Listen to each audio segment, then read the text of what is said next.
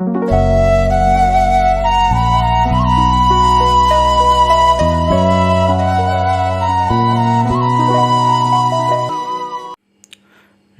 दोस्तों, आज हम स्टार्ट कर रहे हैं बायोलॉजी का फर्स्ट चैप्टर कोशिका, जिसको इंग्लिश में सेल कहते हैं। सबसे पहले कोशिका के बारे में अपन जानेंगे। कोशिका होती क्या है?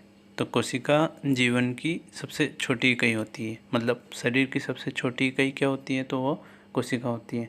इसको अपन एक एग्जाम्पल के थ्रू समझते हैं।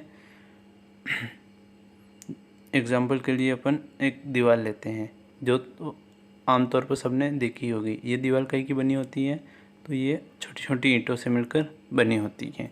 तो इस दीवार की सबसे छोटी इकाई क्या होती है? तो ये ईंटें होती हैं। अगर ये ईंटें नहीं होगी तो इस दीवार का निर्माण नहीं हो पाएगा। इसी प्रकार हमारा शरीर भी छोटी छोटी कोशिकाओं से मिलकर बना होता है। तो ये हो गई कोशिका। तो इसके आगे इसकी क्या डेफिनेशन है तो वो अपन समझते हैं। कोशिका जीवन की बुनियादी संरचनात्मक यानी कि स्ट्रक्चरल संरचना, अपना शरीर की जो भी संरचना हुई है, मतलब किसी भी जीव की संरचना जो बनी है वो कोशिका से बनी है। कार्यात्मक जीव जो भी कार्य कर रहा है वो कोशिकाएं ही कर रही हैं। जो भी कार्य वो कोशिकाएं ही कर रही हैं। एवं जैविक इकाई है या बायोलॉजिकल यूनिट, जैविक इकाई है, यह हमें जीवन देती हैं। अगर ये नहीं होगी तो हमें जीवन संभव ही नहीं है। तो ये हो गई कोशिका की डेफिनेशन। उसके आगे बढ़ते हैं। इसकी खोज किसने करी? तो इसकी खोज रॉबर्ट हुक ने 1665 में की। इसके अध्ययन को क्या कहते हैं? तो इसके अध्ययन को साइटोलॉजी कहते हैं। यह जो साइटोलॉजी को हिंदी में कोशिका विज्ञान कहते हैं। साइटोलॉजी जो शब्द किसने दिया? तो ऑस्कर हर्टविग ने दिया। उसके आगे बढ़ते हैं अपन रॉबर्ट हुक के बारे में। रॉबर्ट हुक ने मृत कोशिका की खोज की। इस कारण इन्हें कोशिका विज्ञान का जनक कहा गया। रॉबर्ट हुक ने मृत कोशिका की खोज की, इस कारण इन्हें कोशिका विज्ञान का जनक कहा गया। इन्होंने अपनी पुस्तक माइक्रोग्राफिया लिखी, जिसमें कोशिका का वर्णन किया गया। आगे बढ़ते हैं अपन। इससे आगे यह है कोशिका का बेसिक स्ट्रक्चर, जिसमें इसके अंगों के बारे में बताया गया है कि यह शरीर की सबसे छोटी इकाई तो है, इसके अंदर भी बहुत सारे अंग उपस्थित होते हैं। जैसे माइटोकॉन्ड्रिया होता है, सेल वॉल यानी कि कोशिका भित्ति होता है, सेल मेम्ब्रेन यानी कि कोशिका झिल्ली होता है, राइबोसोम होता है। इन सभी के बारे में अपन डिटेल से पढ़ेंगे। आगे बढ़ते हैं अपन कोशिका के कुछ इम्पोर्टेंट फैक्ट के बारे में कि इम्पोर्टेंट फैक्ट क्या होते हैं। तो पहला है आधुनिक कोशिका विज्ञान के जनक कार्ल पी स्वानसन है। कोशिका विज्ञान के जनक रॉबर्ट हुक हैं और आधुनिक कोशिका विज्ञान के जनक कार्ल पी स्वानसन हैं। कोशिका विज्ञान के जनक जो भारतीय हैं वो हैं A.K. शर्मा जी। भारतीय जो हैं वो A.K. शर्मा जी हैं।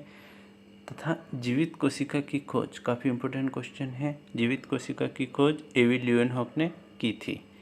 मृत कोशिका की खोज रॉबर्ट हुक ने करी। जीवित कोशिका की खोज A.V. ल्यूएनहॉक ने की।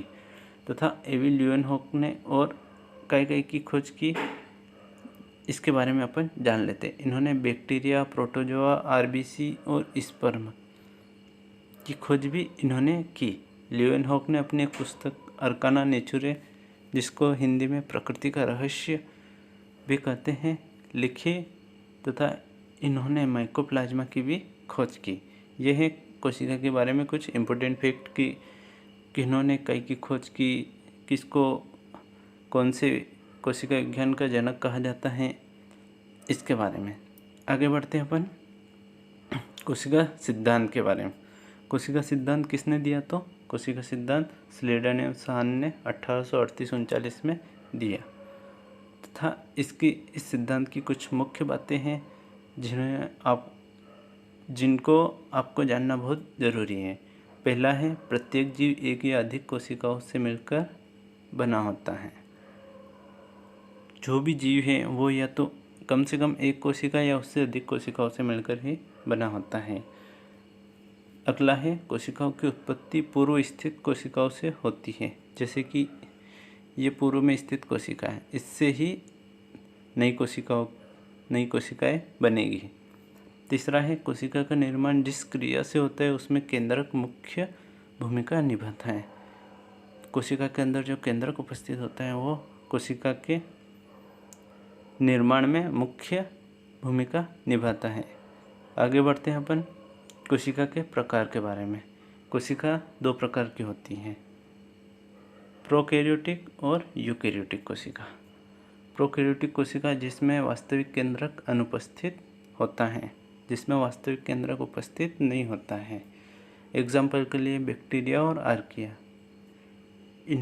प्रोकैरियोटिक में वास्तविक केंद्रक उपस्थित नहीं होता है। जैसे कि ये कोशिका है, इसके अंदर केंद्रक उपस्थित होता है, यह प्रोकैरियोटिक में उपस्थित नहीं होता है। यूकैरियोटिक में वास्तविक केंद्रक उपस्थित होता है जो पूर्ण रूप से विकसित होता है। एग्जाम्पल के लिए प्रोटोजोआ, कवक, पौधे और जानवर आदि में यह उपस्थित होता है। इसके बाद नेक्स्ट वीडियो में हम कोशिका के अंगों के बारे में पढ़ेंगे। यह वीडियो देखने के लिए आपका बहुत बहुत धन्यवाद।